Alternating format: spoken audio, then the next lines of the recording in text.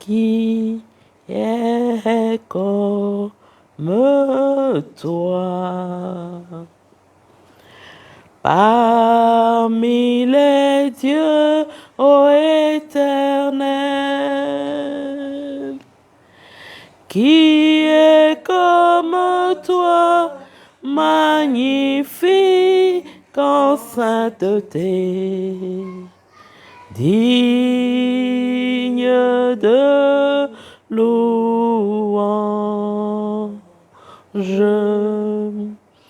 qui est comme toi, magnifique en sainteté,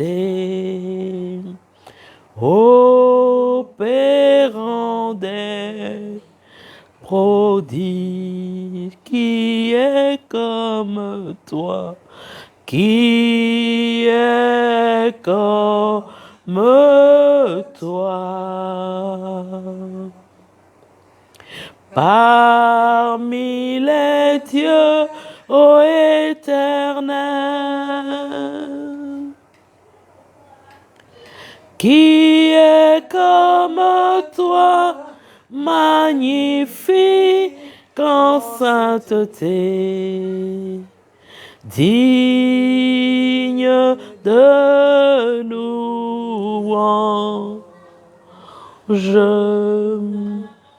qui est comme toi, magnifique en sainteté,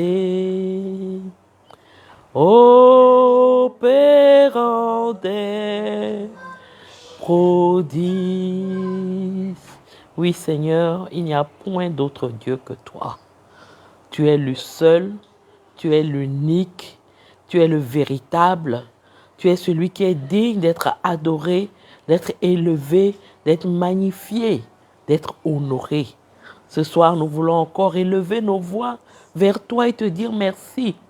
Toi qui rends ce moment possible, toi qui permets à tes enfants d'être nombreux à l'écoute, en train de regarder.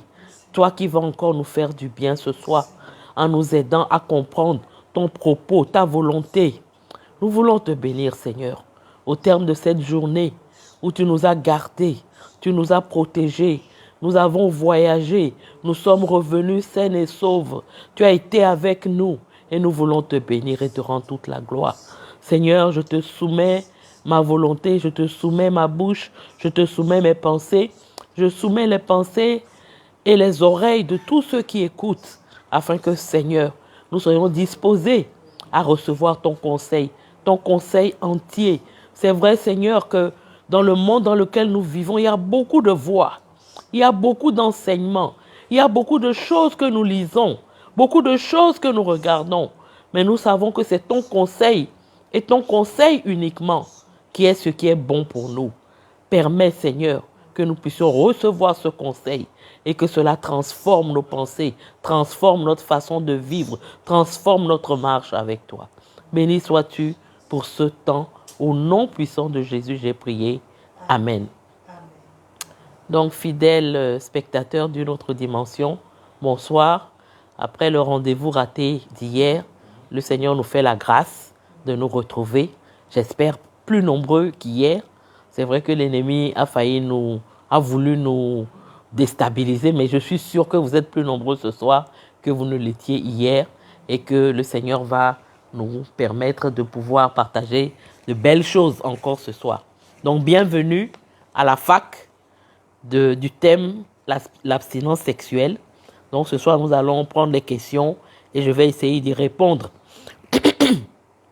Il y a eu 12 interventions, dont 7 vraies questions et 5 contributions, 5 encouragements. Donc, je vais commencer d'abord par parler des encouragements. Déborah Ouattara qui dit c'est dosé.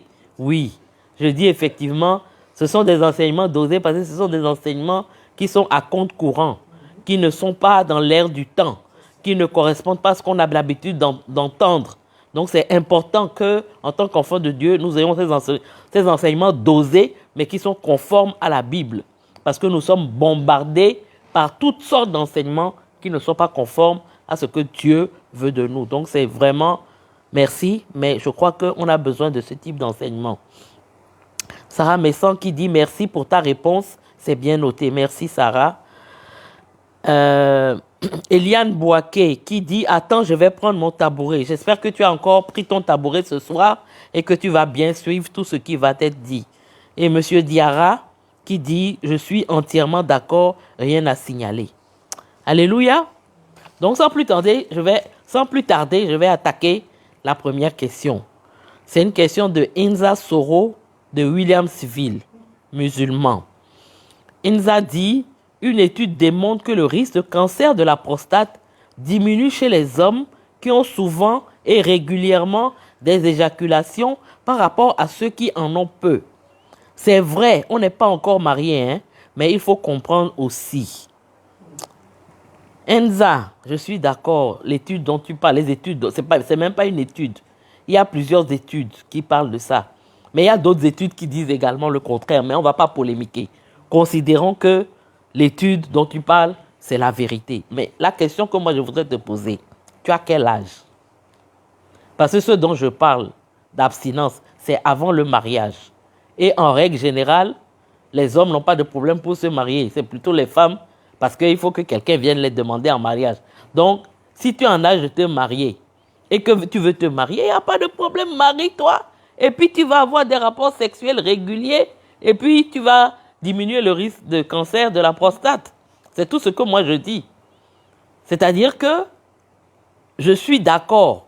Mais moi, je vais te dire comment moi, tout à l'heure, je vais t'expliquer comment moi je comprends les résultats de cette étude-là. Mais déjà, la première chose que je veux dire par rapport à l'abstinence sexuelle, je ne pense pas que Dieu peut nous demander de faire quelque chose et puis en faisant cette chose-là, ça va nous donner des maladies. Je ne pense pas. Dieu n'est pas comme ça. Il n'est pas comme ça. Et il y a des célibataires célèbres dans la Bible, comme l'apôtre Paul. Je ne pense pas que parce que l'apôtre Paul ne s'est pas marié, qu'il n'a pas eu des relations sexuelles, il a eu cancer de la prostate. Je ne pense pas. Autre célibataire, Jésus. Parce que parfois, tu es célibataire parce que la mission que tu as accomplie sur la terre ne nécessite pas que tu aies une femme et des enfants. Jésus, c'est pas qu'il ne pouvait pas se marier, il était homme comme nous, 100% homme, 100% Dieu. Mais il a choisi d'être célibataire parce qu'il savait qu'il avait peu de temps pour accomplir ce qu'il devait accomplir avant de partir. Donc, il ne s'est pas embarrassé de se marier et d'avoir une femme. Mais je ne pense pas que cela ait joué quelque rôle que ce soit sur sa santé.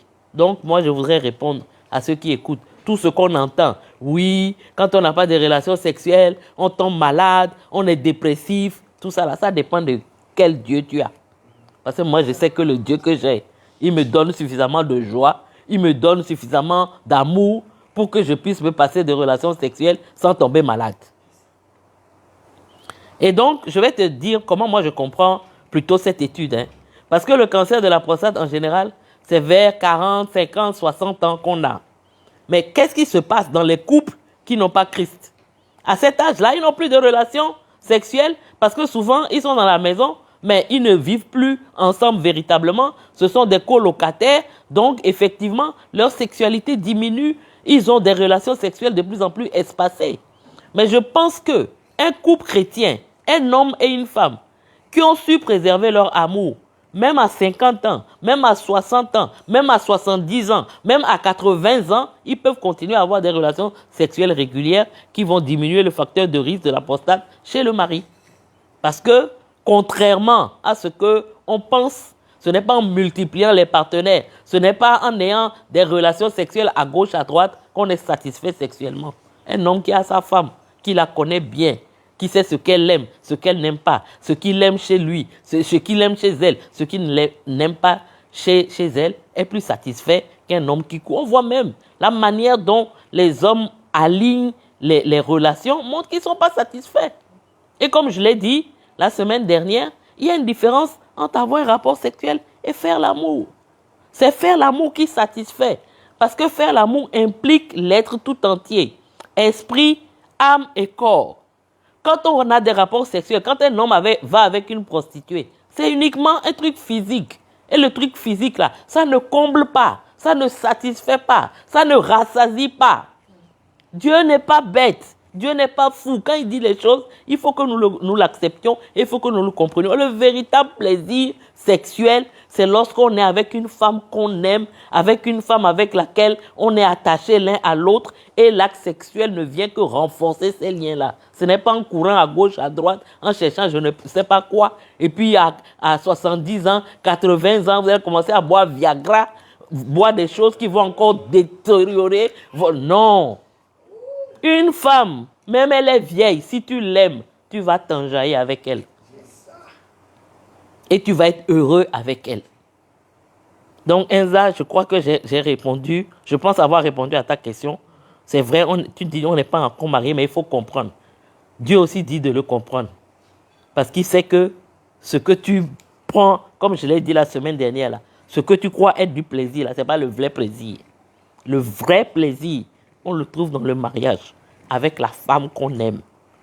Dans le cadre sécurisant du mariage. C'est dans ça qu'on trouve le vrai plaisir. Sinon, s'il y avait le vrai plaisir ailleurs, les hommes qui courent à gauche, à droite, qui alignent, comme je dis, les relations, ne seront pas dans ce... Parce qu'on ne sait pas après quoi tu cours. C'est quoi on fait et puis on n'est jamais content, on n'est jamais satisfait, on n'est jamais rassasié. Ce n'est pas normal. Donc voilà ce que je pouvais répondre à te répondre, Enza. La deuxième question vient de Franck. Il est ivoirien au Cameroun. Il me demande, bonjour pasteur, pourrions-nous avoir des astuces pour nous aider dans l'abstinence? Oui, je peux te donner quelques astuces. La première astuce, je crois, c'est qu'il faut que tu sois clair par rapport à la volonté de Dieu pour toi. Est-ce que tu crois réellement que c'est ce que Dieu veut pour toi? Parce que souvent, c'est là où l'ennemi nous a.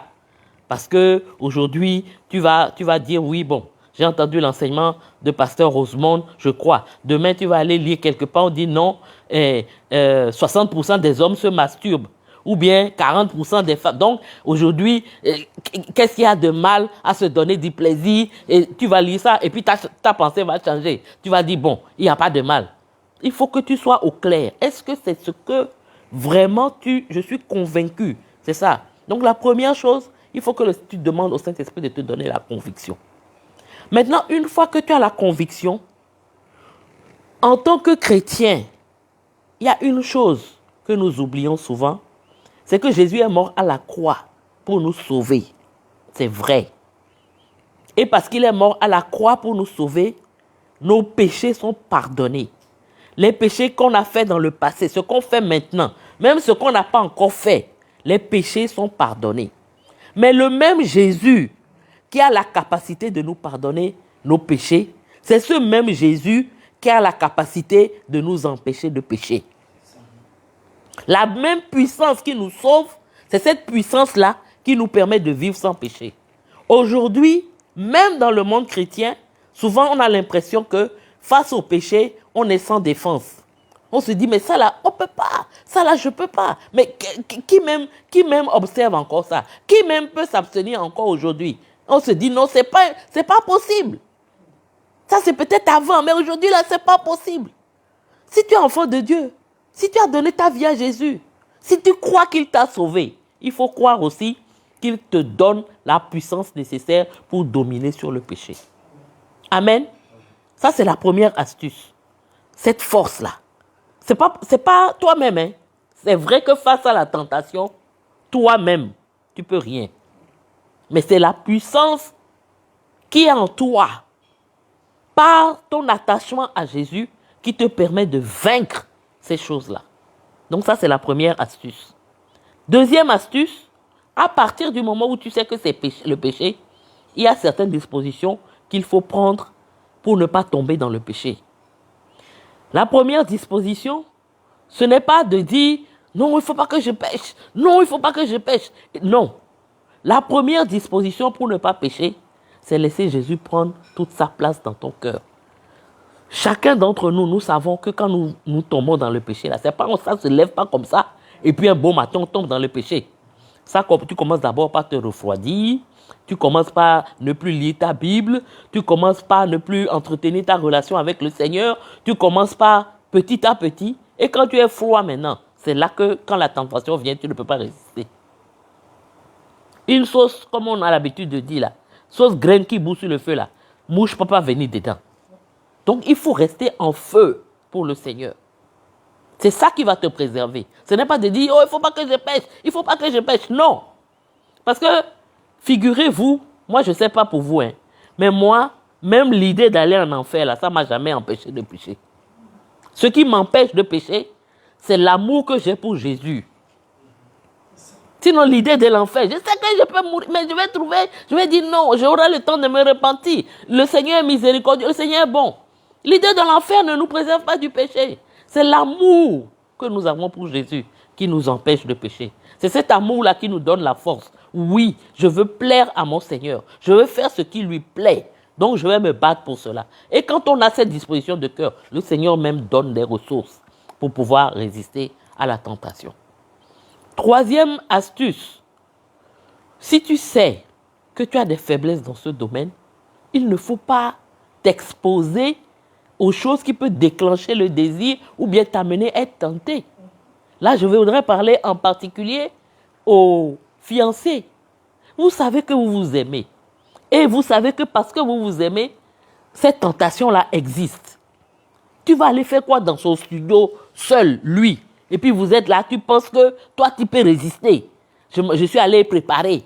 Je suis allé faire son lit. Je suis allé nettoyer chez lui. Le jour où vous serez mariés, là, tu vas faire tout ça. Donc, faut pas créer des circonstances qui vont t'encourager dans la tentation et puis après te dire oui, je suis tombé. Tu es tombé comment? Tu t'es pas levé et puis tu es tombé, tu as préparé, tu as créé les conditions. C'est comme quelqu'un qui jeûne.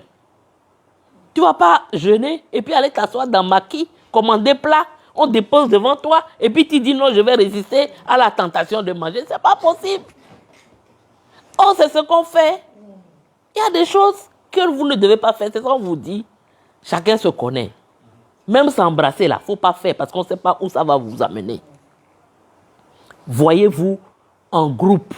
Voyez-vous si vous vivez chacun seul. Allez dehors pour vous rencontrer. Si elle est chez ses parents, va lui rendre visite chez ses parents. N'allez pas vous enfermer dans votre studio ou bien je ne sais pas où et puis vous allez dire après, on ne sait pas ce qui s'est passé. Tu ne peux pas mettre le feu dans ton sein et puis t'attendre à ce que ça ne te brûle pas. Ça, c'est jouer avec le feu. La tentation sexuelle, là, on ne lui fait pas face, hein, on fuit. Joseph, vous connaissez l'histoire de Joseph, non? Joseph, je ne pense pas que Joseph même était tenté. Mais, comme il ne voulait pas vraiment faire quelque chose là, il a fui. Il n'a pas dit non, moi je suis Joseph, appelé de Dieu, je suis saint, je tiens le coup. Non, il a fui. Donc certaines, les tentations sexuelles en particulier, il faut les fuir. Il ne faut pas créer des circonstances qui vont faire que vous allez tomber. Et je voudrais parler particulièrement aux jeunes femmes, aux jeunes dames. Contrairement aux hommes, le Seigneur nous donne souvent de garder la tête froide dans ces circonstances-là. Quand une jeune fille cède, c'est parce que le gars lui a dit si tu m'aimes, elle veut lui prouver son amour ou bien elle a peur de le perdre. Mais en général, les femmes ne perdent pas la tête pour dire je ne sais pas ce qui s'est passé et puis j'ai commencé à me déshabiller. Non, ce n'est pas possible. Donc c'est à toi de maintenir le standard dans la relation. Ce que vous avez décidé de faire, c'est-à-dire rester chaste jusqu'au mariage, c'est à toi de taper sur la table quand ça ne va pas pour dire non, moi je ne veux pas. Je ne veux pas que tu me déshonores. Si tu fais ça, c'est un manque de respect et je ne vais pas l'accepter. Donc, nous avons un grand rôle en tant que jeune femme dans les fiançailles pour préserver la pureté, la chasteté. Dernière astuce que je voudrais te donner, c'est quand on dit l'oisiveté est la mère de tous les vices, c'est vraiment ça. L'âge de l'adolescence jusqu'à l'âge adulte, c'est un âge où il ne faut pas rester oisif. Il faut t'occuper. Il faut occuper ton esprit. Il faut occuper ton corps. Si tu es bien occupé par les études, par les activités extrascolaires, par les activités religieuses, tu n'auras pas le temps de penser à toutes ces choses-là. C'est souvent parce qu'on n'est pas occupé. Parce que la pulsion sexuelle, c'est une pulsion. Et si tu as d'autres passions, ces passions-là vont t'aider à canaliser cette pulsion parce qu'il y a d'autres choses qui te passionnent. On va venir tout à l'heure à une question qui va nous permettre d'aller plus en détail sur cette question. Donc voilà quelques astuces que je pourrais te donner. Mais je crois que le plus important, si tu veux vraiment vivre la chasteté, fais-en un sujet de prière. Et le Saint-Esprit lui-même va te donner d'autres astuces. Lui-même va te conduire. Lui-même va te dire, ah, tel film, il ne faut pas regarder. Tel livre, il ne faut pas lire. Telle chose, il ne faut pas faire. Tel endroit, il ne faut pas aller. Parce que c'est tout ça là qui va t'amener, te disposer à pouvoir tomber dans la tentation sexuelle. Donc j'espère avoir répondu à ta question, Franck. Il y a un anonyme de France qui a dit « Vivre sans sexualité après 30 ans est-il possible ?» Je dirais que c'est possible. Avant 30 ans ou après 30 ans ou c'est possible. Parce qu'il peut y avoir toutes sortes de situations qui vont t'amener à vivre sans sexualité. Là, on parle de l'abstinence avant le mariage. Mais même dans le cadre du mariage, les gens qui sont mariés, c'est pas toujours qu'ils n'ont pas de problème qui vont faire qu'ils seront obligés de s'abstenir. Supposons, tu es marié, ta femme travaille, elle a une mission de 2 mois, ou bien toi-même tu travailles, tu dois aller en mission pendant 1 mois. Donc pendant 1 mois, si tu ne peux pas t'abstenir, tu vas faire quoi? Donc ce n'est pas une question seulement de avant le mariage, hein, même dans le mariage. Et comme je l'ai dit la semaine dernière, c'est pour moi, en tout cas moi, je crois que Dieu a fait les choses ainsi pour nous apprendre la maîtrise de soi dans ce domaine. Pour que après, quelle que soit ta femme peut tomber malade, une maladie grave, ou bien elle peut avoir un accident, quelque chose qui va faire que pendant des mois, elle n'est pas disponible. Elle peut avoir une grossesse difficile. Parce que normalement, une grossesse normale, il n'y a pas de raison de ne pas avoir de rapport sexuel. Mais une grossesse difficile peut empêcher. Mais donc ça là, tu vas faire quoi? Si tu n'as pas appris à te maîtriser, si tu n'as pas appris à ne pas avoir un rapport dès que tu en as envie, comment tu vas faire? Donc c'est pour moi, quel que soit l'âge, à partir du moment où on n'est pas marié, on est capable de vivre sans sexualité. Le besoin sexuel, c'est vrai que c'est un besoin physiologique chez les hommes. Je précise chez les hommes. Chez les femmes, ce n'est pas vraiment un besoin physiologique. Nous, les femmes, on a moins de problèmes. S'il y en a, il y en a. S'il n'y en a pas, il n'y en a pas. Mais chez les hommes, c'est un besoin physiologique. Le corps de l'homme est fait de telle sorte qu'il ressent ce besoin-là régulièrement. Mais ce n'est pas un besoin physiologique vital. C'est-à-dire, la nourriture, c'est un besoin physiologique vital. Si tu ne manges pas pendant 40 jours, tu vas mourir. Mais si tu n'as pas de relation sexuelle pendant 10 ans, tu ne vas pas mourir. Ça ne peut pas te tuer. Donc c'est physiologique, mais ce n'est pas vital. Et bon, c'est vrai que tu es un être sexué, comme je le dis la semaine dernière, mais quand tu t'abstiens, le Seigneur met un peu en veilleuse tous ces désirs-là. Parce que c'est le fait d'avoir des relations qui fait que le désir est entretenu. Mais si tu veilles sur ton corps, parce que le moment n'est pas venu, les désirs vont diminuer progressivement. Et tu ne seras plus sous, je dirais, cette tyrannie. Donc, il n'y a pas de problème. On peut vivre sans sexualité, sans mourir. Ça va rien détruire en toi-même. Ça ne va pas t'amener. On dit non, ça amène des maladies. Quelle maladie? Ça amène le manque de joie. Est-ce que c'est la sexualité seulement qui donne la joie dans la vie? Ça amène la dépression. Moi, je ne crois pas à tout ça. Même après 30 ans, même après 40 ans, même à tout âge, on peut vivre sans sexualité. De la même manière que même quand on dit que quand on ne mange pas pendant 40 jours, on va mourir. Tu peux jeûner une semaine sans manger, tu ne vas pas mourir. C'est comme si tu me posais la question, est-ce que quelqu'un peut jeûner 7 jours? Pour quelqu'un, lui va dire, il ne peut pas. Mais 7 jours là, il va mourir. Mais il y a des gens qui jeûnent 7 jours. Il y a des gens qui jeûnent longtemps parce qu'ils en éprouvent le besoin. Et le manque de nourriture de manière raisonnable ne va pas te tuer non plus. C'est vrai que ça va créer en toi quelque chose. Mais c'est ça. Nous devons apprendre à assujettir notre corps et résister à la tentation sexuelle. Ça fait partie de cet apprentissage. Comme jeûner fait partie de cet apprentissage. Comme, je ne sais pas quoi encore, la nourriture, c'est vrai que tu peux en manger en excès. Mais est-ce que tout ce que tu as envie de manger, tu manges pas. À un moment, tu penses à ta santé et puis tu réduis et puis tu n'exagères pas. C'est tout ça qui fait que, je dirais, c'est tout ça qui fait qu'on est des hommes. Parce que les animaux, ils ont l'instinct sexuel aussi, mais ils ne peuvent pas maîtriser. Dieu ne nous a pas créés comme des animaux pour dire que dès qu'on a envie, parce que c'est un besoin physiologique, on ne peut pas résister. Non. Même ça, là, après, ça va créer c'est quelqu'un qui est comme ça, qui n'a pas su se discipliner dans sa jeunesse, même dans son foyer, ça va créer des problèmes. Et la pauvre femme, là, à un moment, elle va dire non, c'est bon comme ça. Ah, c'est quoi? C'est toi seulement. Tu ne peux pas te maîtriser un peu. Tu ne peux pas me laisser tranquille un peu. Et ça va devenir des problèmes. Donc, on peut vivre sans sexualité, quel que soit l'âge, après 30 ans ou avant 30 ans. Maintenant, comme je dis, tu es un homme, j'imagine, je ne sais pas, comme c'est un anonyme, si tu es un homme, si tu ne supportes plus, marie-toi. C'est facile, c'est simple. Aie le projet de te marier et puis tu auras la possibilité de faire ce que tu as envie de faire sans problème. Maintenant, si tu es une femme, prie.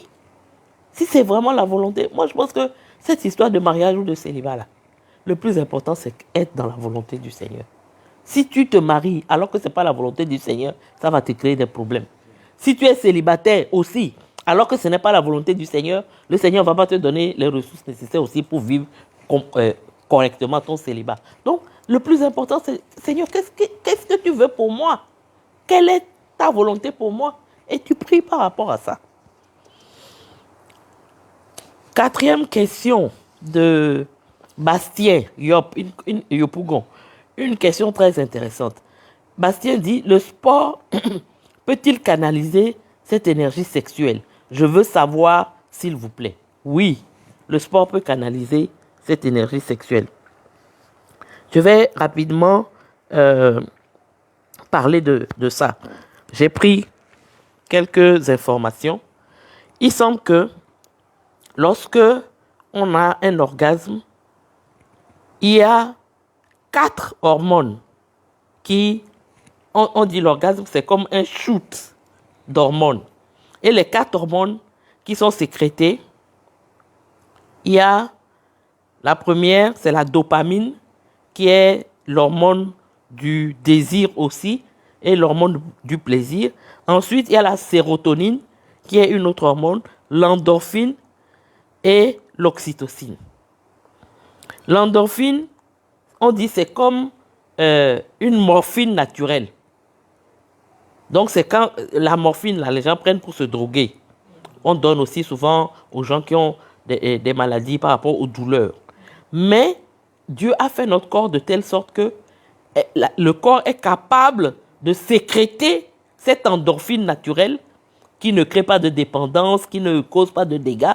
Et le plaisir sexuel, dans le cadre d'un rapport sexuel, cette endorphine-là est sécrétée. Et aussi, il y a l'oxytocine, qu'on appelle l'hormone de l'attachement, qui aussi est sécrétée lors de l'orgasme. Mais, je vais vous lire rapidement les effets. On dit la dopamine, c'est l'hormone de la motivation. Elle permet une meilleure concentration, un meilleur esprit d'initiative. La sérotonine, elle donne un bien-être physique et mental, un meilleur sommeil. L'endorphine diminue le stress et la douleur, donne plus d'énergie. Et l'oxytocine produit un bien-être une meilleure sociabilité, une diminution du stress. Mais la bonne nouvelle pour nous, les célibataires, c'est quoi?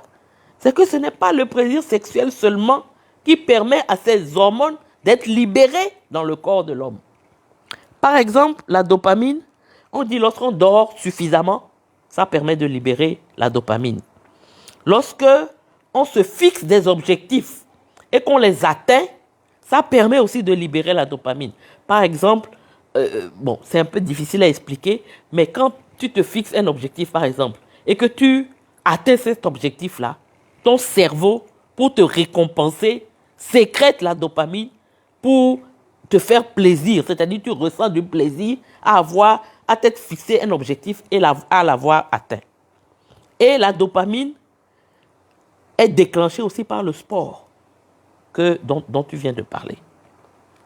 La sérotonine, on dit, cette sérotonine-là est sécrétée lorsqu'on est au contact de la nature, lorsqu'on se met au soleil, lorsqu'on mange sainement.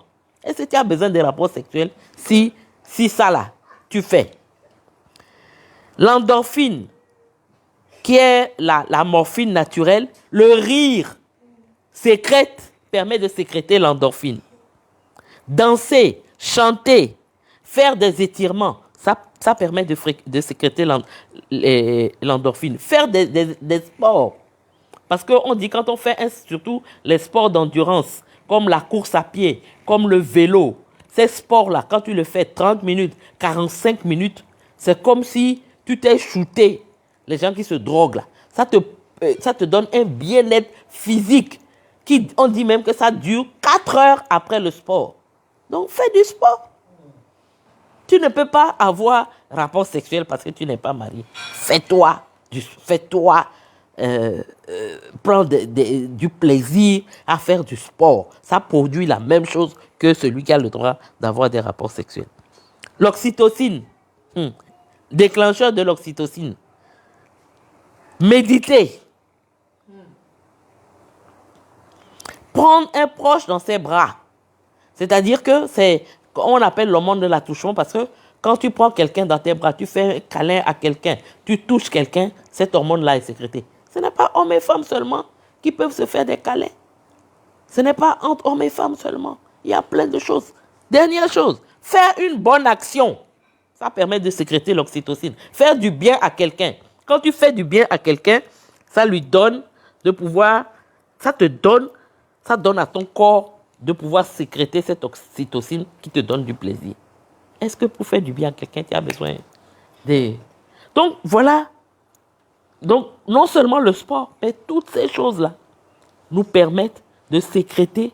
C'est le cerveau, ces hormones-là sont sécrétées par le cerveau. C'est le cerveau qui commande la sécrétion de ces hormones. Donc, en faisant ces activités qui n'ont rien de sexuel, tu vas éprouver le même bien-être, le même plaisir que quelqu'un, par exemple, qui, dans le cadre de son mariage, a une relation sexuelle avec sa femme ou avec son mari. Donc, le sport, c'est une très bonne chose. C'est très conseillé, surtout à la préadolescence, à l'adolescence. Parce que là, on a toute la vigueur, on a toutes les forces. Et aller passer 45 minutes dans une salle de sport, ça va te permettre justement de canaliser cette énergie sexuelle. Mais il y a d'autres choses. Tout ce qui permet de créer, tout ce qui permet de se donner des objectifs, de créer quelque chose, de se passionner pour quelque chose, toutes ces choses-là vont t'aider à pouvoir canaliser cette énergie sexuelle. Donc j'espère t'avoir répondu et je crois que si tous ceux qui font du sport régulièrement peuvent témoigner de ce bien-être qu'on peut avoir, mais aussi tous ceux qui sont passionnés. En fait, comme je ne sais pas si je l'ai déjà dit, mais c'est l'oisiveté vraiment qui est la mère de tous les vices. Donc si tu n'es pas oisif, que tu es occupé, que tu te passionnes pour d'autres choses, ce temps-là va vite passer. Ce temps va vite passer et tu pourras entrer dans ton mariage étant bien préparé. Freddy Toi Rouge dit, bon, ce n'est pas vraiment une question, il dit en fait, moi non, mon problème est que le monde est trop speed de nos jours. Et les petites vont nous dire avec les petits way. Sérieux, c'est compliqué. Mais Je pense que c'est Yafoe qui l'a écrit. C'est compris. D'accord. Donc, Freddy, ce n'est pas une question. C'est vrai que le monde est compliqué. Je pense que le monde est compliqué. Et le monde va aller en se compliquant. Parce que la Bible dit, dans les derniers temps, l'amour du plus grand nombre se refroidira. Je sais que de mon temps, c'était vraiment moins compliqué. Les tentations étaient un peu plus... Il fallait faire preuve d'un peu plus d'esprit d'aventure pour aller avoir une relation sexuelle, regarder un film porno. En tout cas, c'était un peu plus compliqué. Aujourd'hui, c'est un peu plus facile. Mais ça ne veut pas dire que, comme je l'ai dit dans les astuces, si tu es enfant de Dieu et que tu veux rester pur et chaste, le Seigneur te donnera la force de le faire. Ce n'est pas qu'il n'y aura pas de tentation. Ce n'est pas même que peut-être que tu ne vas pas déraper un peu. Mais si tu es sincère avec le Seigneur, le Saint-Esprit te donnera les ressources nécessaires pour pouvoir tenir bon.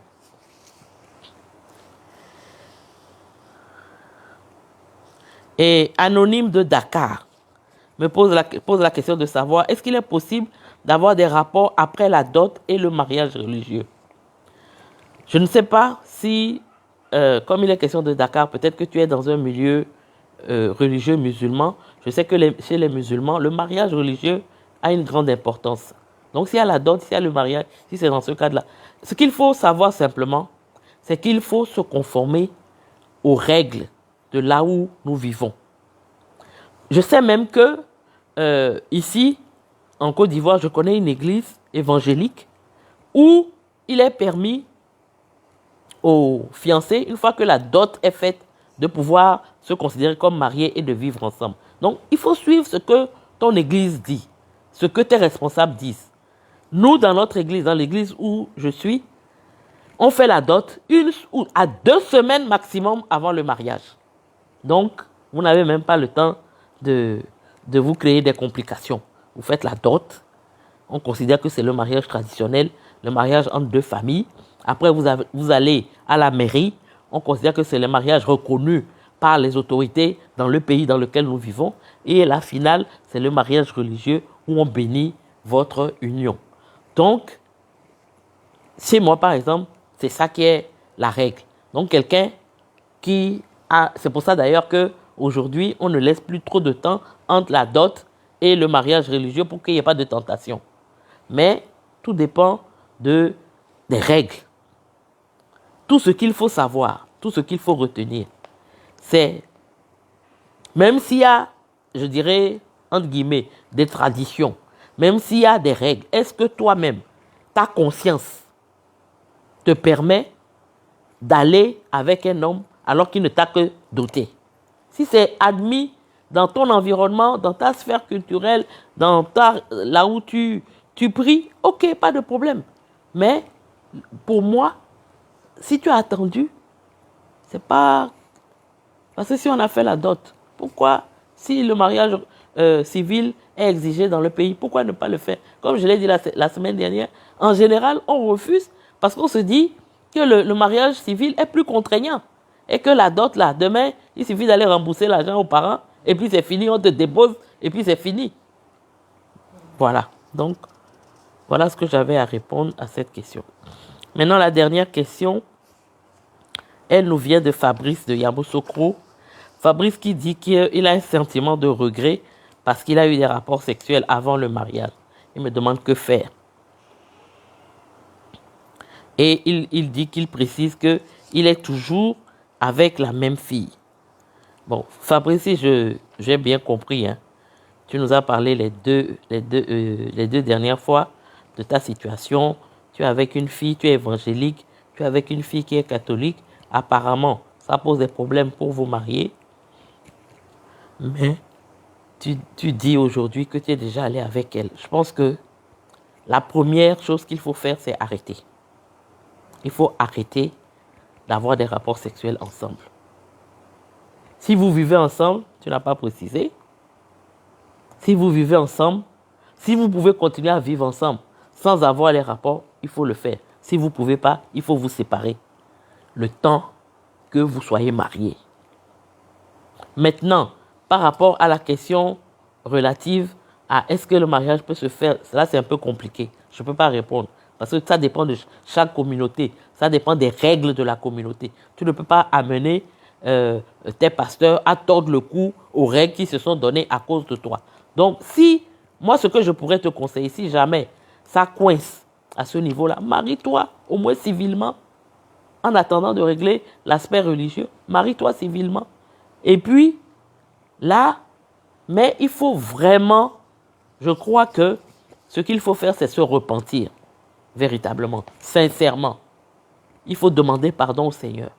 Et il faut lui demander, après le pardon, le Seigneur va vous aider à rétablir les choses. Parce que ça brise. Je ne sais pas quel est l'état de ta fiancée, je ne sais pas quels étaient ses principes, mais ce que je sais, c'est que toute femme a des principes dans ce domaine. Il y a un peu comme une ligne rouge qu'elle ne veut pas franchir.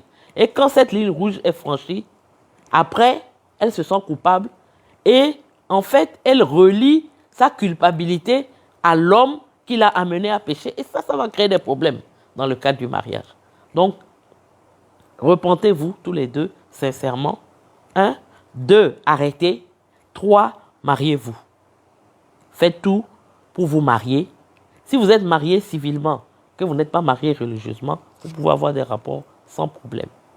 Mais essaye de voir avec tes pasteurs, peut-être qu'ils ne vont pas faire le mariage comme ils ont l'habitude de le faire pour ceux qui se marient selon les règles de l'Église, mais peut-être qu'ils peuvent juste bénir le mariage. En tout cas, renseigne-toi sur ce qu'il est possible, mais il faut régulariser cette situation-là le plus vite possible. Voilà ce que je pourrais te dire. Je crois que j'ai fait le tour des questions, n'est-ce pas? Ok. Donc, je vais m'arrêter là pour ce soir. J'espère que vous avez apprécié, vous avez aimé.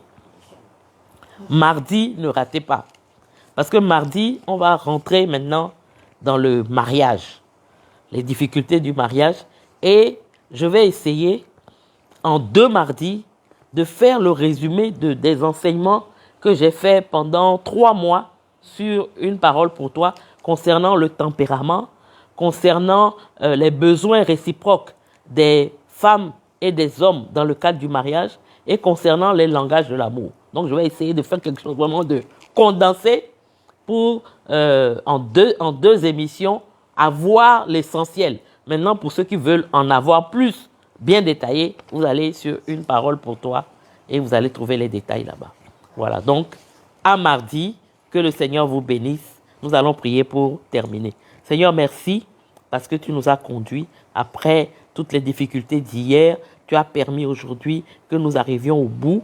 Je prie que ce que j'ai dit, ce que j'ai partagé, puisse toucher le cœur d'un de tes enfants et l'amener à revoir sa manière de penser, sa manière de marcher avec toi.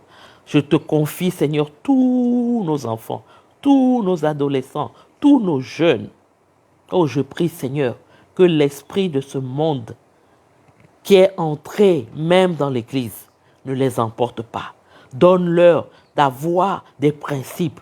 Donne-leur d'être des hommes et des femmes de principe, des hommes et des femmes qui connaissent ta volonté et qui obéissent à ta volonté. Seigneur, merci pour la force que tu donnes à un jeune homme à compter de ce jour d'arrêter la masturbation. Merci pour la force que tu donnes à des fiancés qui vont ensemble t'arrêter et de te faire confiance pour pouvoir réparer les dégâts qu'ils ont déjà causés. Merci Seigneur de nous faire comprendre à chacun d'entre nous qu'en toi, nous avons la puissance pour dominer sur le péché. Le péché n'a pas de raison de dominer sur nous. Et particulièrement le péché sexuel n'a aucune raison de dominer sur nous. Parce que tu as en toi la puissance nécessaire pour nous garder purs, à condition que nous le voulions. Que ton nom soit béni, Seigneur. Au nom puissant de Jésus, j'ai prié. Amen. Soyez bénis à mardi.